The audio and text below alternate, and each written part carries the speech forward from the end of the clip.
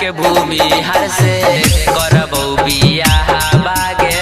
जन्म से होबो है रंगदार हेगे जहानाबाद के हीरा से करबो बियाह बागे जन्म से होबो है रंगदार यहिरा के बेटा से करबो बियाह चाहे से कौन परान बियाह यहिरे से करबो बियाह यहिरे से करबो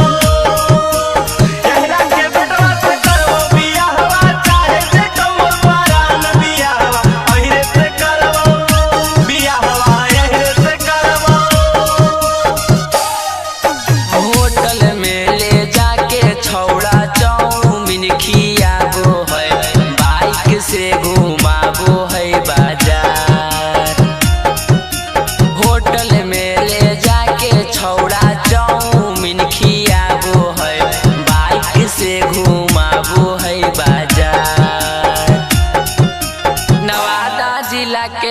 हीरा से करबो बियाह बागे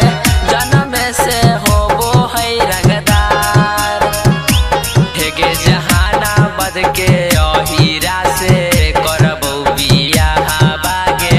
जन्म से होबो है रंगदार। मवाली म्यूजिक रिकॉर्डिंग स्टूडियो नवादा।